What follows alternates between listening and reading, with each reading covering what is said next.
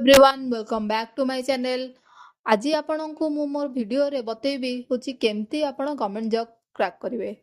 तार होची बहुत सारा गोल्डन रूल अछि जोडा कि आपण भल से फॉलो कले गवर्नमेंट जॉब न हबारु की रोकी परिवेनी आपण मानको।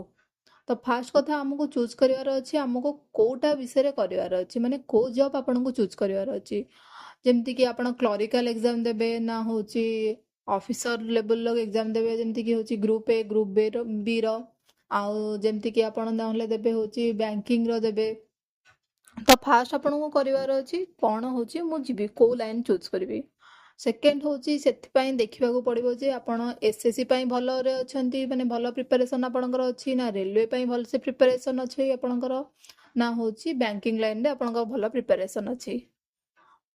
तापरे नेक्स्ट होची आपण माननकु देखिबा को पड़िबो जे सब माने डे टू डे लाइफ रे होची केवळा कोठी सब फॉर्म गुडा को बाहरुची, जगी रखी आपण फास्ट देखिबा को पड़िबो जे फॉर्म टा कोठी बाहरुची। ता पई होची आपण YouTube रे बहुत सारा चैनल को सब्सक्राइब कर दियंतु।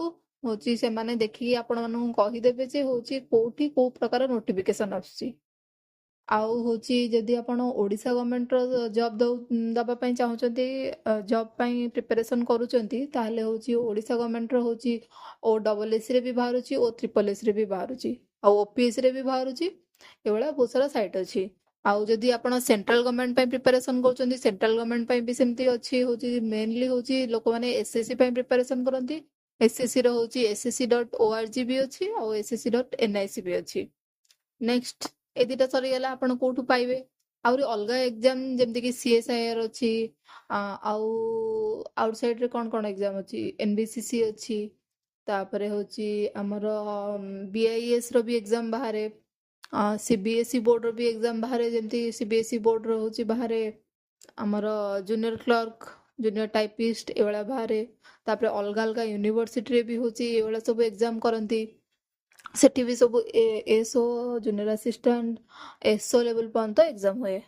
तो एटा सरला होची आपण माननकु कोन देखिबार अछि ना कोउथरे जायकी को साइट विजिट करले आपण जानि परिबे। नेक्स्ट आपण को मेन होची प्रिपरेशन भल से करियार अछि, ना कि होची कोठी बहुत टाइम पढिबार अछि। मेन होची आपण को क्वालिटी टाइम पढिबार अछि। केते घंटा पढले सेटा जम्मा भी देखंतुनी, बस पढि चलंतु। नेक्स्ट कथा आपण केमिति पढिबे। तो जेतबेले होची जो एग्जाम पई फॉर्म फिलअप करचंती ताकू देखंतु जे सेटा होची को भलिया प्रोसेस रे होची, माने जेमति प्रीलिम्स होची, तापरे मेंस होची, तापरे इंटरव्यू होची, ना होची प्रीलिम्स और मेंस आउ तापरे होची कंप्यूटर होची प्रोफिशिएंसी टेस्ट अछि कि नेक्स्ट तो ता डॉक्यूमेंट वेरिफिकेशन थिबो, किंतु एटा प्राय तो 3 टायर भलिया होची एग्जाम कंडक्ट हुए।